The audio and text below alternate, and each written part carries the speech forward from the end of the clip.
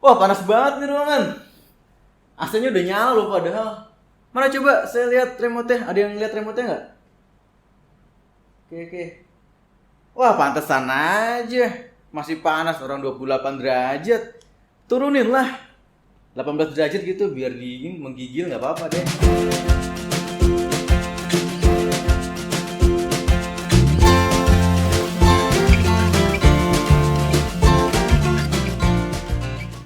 Halo anak-anak, perkenalkan saya Andreas, guru PKWU Rekayasa dari SMAK 5 Penabur, Jakarta.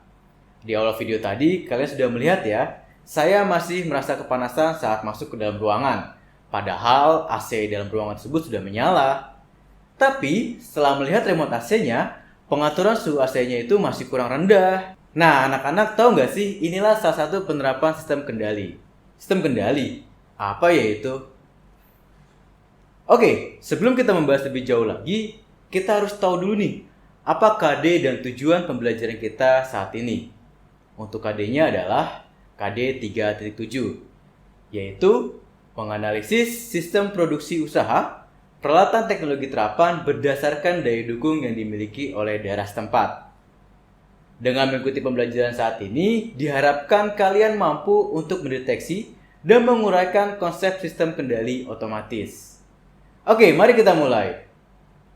Sistem kendali merupakan kumpulan komponen yang saling berinteraksi atau bekerja sama untuk melakukan proses pengendalian. Atau lebih mudahnya, sistem ini adalah sistem yang digunakan untuk membuat sebuah perangkat agar perangkat tersebut bisa berjalan sesuai dengan keinginan penggunanya. Oke ya.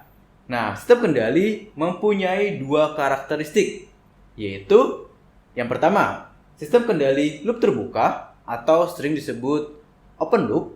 Kemudian yang kedua adalah sistem kendali loop tertutup atau sering disebut closed loop. Mari kita bahas satu persatu. Yang pertama adalah sistem kendali loop terbuka. Sistem ini memiliki 4 komponen. Komponen adalah yang pertama, masukan, controller, plan, dan keluaran.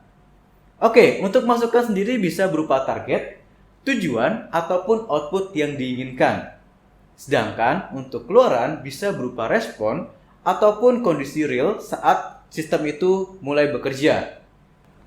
Nah, untuk plan sendiri merupakan peralatan yang melakukan proses keluaran, sedangkan controller yang dimaksud di sini merupakan peralatan yang mengolah data masukan agar dapat diproses oleh plan, sehingga output plan sesuai dengan yang diinginkan.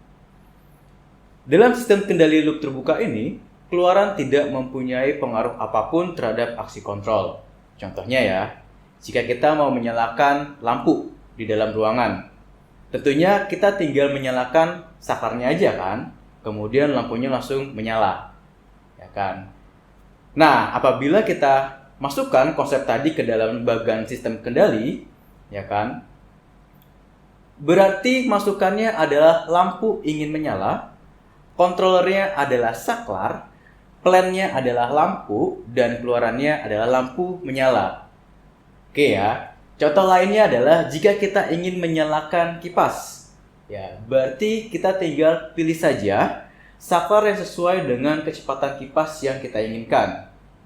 Oke, sudah jelas ya untuk sistem kendali terbuka.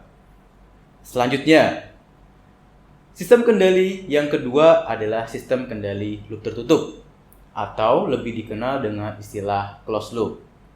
Ya, sistem ini jauh lebih detail dibandingkan dengan sistem kendali loop terbuka. Karena dalam sistem ini, keluarannya sangat berpengaruh langsung terhadap aksi pengendalian.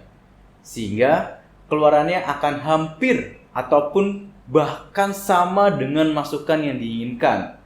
Walaupun terdapat gangguan pada sistem tersebut. Ya, jika kita gambarkan dalam bagian sistem kendali, maka dibutuhkan satu komponen lagi. Komponennya adalah elemen ukur atau sensor. Nah, sensor inilah yang akan memeriksa keluaran sistem, kemudian dikirimkan kembali hasilnya ke bagian controller. Untuk apa? Untuk diproses kembali, sehingga keluaran dari sistem ini akan selalu mendekati sama dengan masukan yang diinginkan. Oke, contohnya ya. Untuk alat yang menggunakan sistem loop tertutup ini. Contohnya adalah pendingin ruangan, atau kita sering menyebutnya AC. Ya, sudah tahu ya AC ya. Nah, pendingin ruangan ini akan selalu menjaga suhu yang dikendalikan sesuai dengan yang diinginkan oleh penggunanya. Jika suhu di dalam ruangan di atas suhu yang diinginkan, maka kontrol akan memerintahkan AC untuk aktif sampai suhu yang diinginkan tercapai. Kemudian, kontrol akan mematikan sistem jika sudah mencapai target. Berbeda dengan sistem kipas tadi, ya kan? Kalau kipas, kita hanya bisa mengatur seberapa cepat putaran dari kipas yang diinginkan, ya kan? Tapi, kalau kita menggunakan sistem loop tertutup, maka kita bisa mengatur sampai suhu berapa yang kita inginkan. Oke, bagaimana? Sudah mengerti kan anak-anak? Lalu, bagaimana dengan setrika? Tahu ya setrika ya? Kira-kira sistem kendali mana yang digunakan?